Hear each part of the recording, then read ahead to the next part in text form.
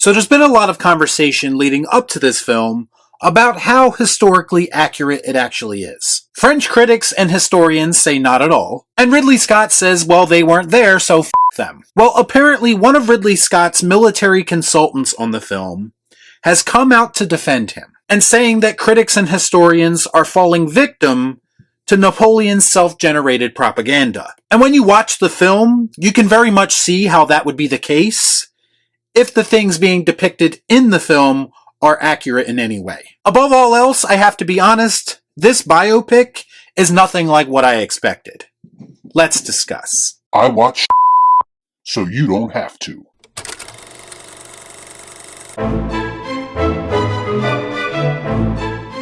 Before I get started, I'd like to kindly ask that you hit the like button, and please subscribe to the channel for more content just like this. Come on.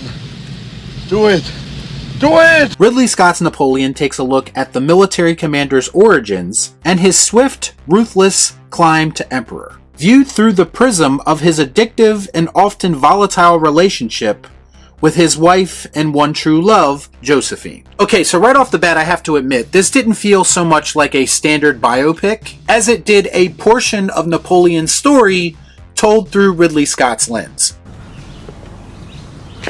That makes sense. And you can take that however you want. Some people will prefer a more traditional approach to these types of stories, and I do understand that to an extent. But Ridley Scott clearly had a different vision for this film. And even though his vision had some flaws, I thoroughly enjoyed the more unconventional approach to telling this story. I think it's important, especially in this formulaic day and age of filmmaking that we currently find ourselves in, for artists to find new ways to tell stories, even true stories. Put some effort into it! The goal with these historical epics should always be to entertain first and foremost, and be informative second. You have history classes and countless books if you're looking for information and nothing else. To me, Ridley Scott took a Cliff Notes approach to portraying a portion of Napoleon's life. And he tells it from a very different perspective that makes it different than any other biopic that I've probably ever seen. I like it a lot. When the synopsis says that the film shows Napoleon's swift climb to emperor, it's not lying. I know there's a 4-hour version of this movie where things are probably a bit more fleshed out, and I would definitely be interested to see that version, but the theatrical cut very much did gloss over his ascension to power. From a pure cinematic perspective, it feels like it was done just so we can get to the portion of the story that everyone is looking for, that being the battles. But from a character perspective, I gotta be honest, it left a little bit to be desired, because I didn't feel like I got the full picture of how far Napoleon had come. We were on the verge of greatness. We were this close. That being said, his reign is clearly the part of Napoleon's life that Ridley Scott was most interested in telling a story about. This is not an origin story in a sense that it's going to show you everything from Napoleon's childhood all the way to his death. It's an origin story of his military career and his combative relationship with his first wife. In fact, there was a lot more focus on that relationship than I was expecting, and I certainly didn't expect to see Joaquin Phoenix's Napoleon at his most horniness. Just wasn't an aspect of his personality that I was expecting Ridley Scott to be portraying, but here we are. Do I make you horny, baby? This movie is also much more comedic than I was expecting, so much so that certain scenes feel more like satire than they do an actual historical drama at times. I do think the focus on the relationship does enhance the film, however, because what's going on in his home life greatly impacts what's going on in his military life, and vice versa. Napoleon is portrayed as a character who very much feels like he constantly has something to prove. It is the Napoleon complex personified. He's a complicated guy. He's clearly ambitious and intelligent when it comes to military strategy, but you also see an insecure side of him, both through his toxic relationship with Josephine and through some of the conversations he has as it pertains to his military career.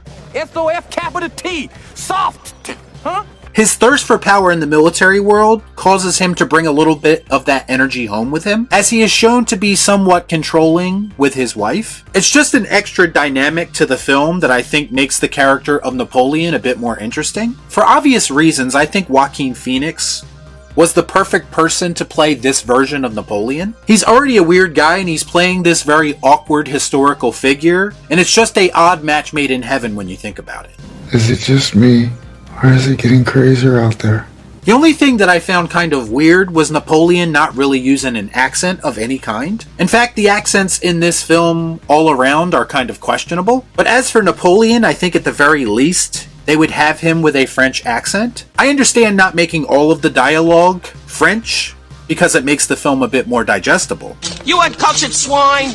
I guess I was just surprised that a guy like Joaquin Phoenix, who takes his craft very seriously, portrayed this role sounding kind of normal. Maybe it was an intentional creative choice, I don't know. Vanessa Kirby plays his wife, Josephine, and I felt like she did a great job playing a woman who's simultaneously trapped in this situation, and even being assertive at times, or even manipulative as she does what she has to do to survive. I actually thought she was probably the standout performance of the film. She got a great ass! As far as the battles, which is the main reason a lot of people go to movies like this, some of them were surprisingly short, but I felt like what we did get was still infinitely effective. To me, you could tell the attention to detail was there with the battle scenes. They were just very inventive, brutal, and visually stunning. To me, Ridley Scott brought his A game in those sequences.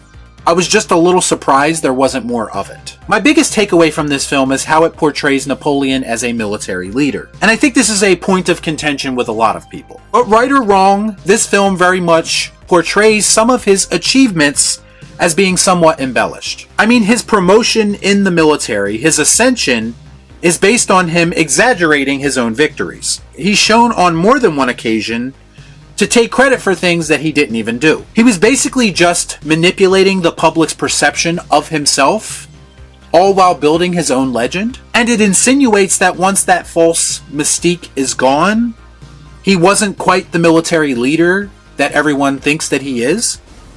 I don't know, Lloyd. The French are assholes. And again, who knows what to believe in this situation as far as it being historically accurate. But the idea of a person in power doing whatever he has to do to stay in power is not a foreign concept. Bottom line, this movie was not what I expected at all, but because of that, I think I enjoyed it a bit more. It's not perfect by any means. There are portions of the film that drag, and there were some questionable creative decisions made along the way that did affect the pacing of the film. But overall, I did enjoy the more unconventional approach as to how it portrays Napoleon as this complicated historical figure. It's got a very epic scope to it, which is necessary for films like this. I think it will help some to enjoy it more if they look at the film as more of an interpretation than a direct adaptation. It's far from Ridley Scott's best, but I had a decent enough time with it that I'm willing to give it the pleased Palpatine. Good. Y'all be cool. Shut up.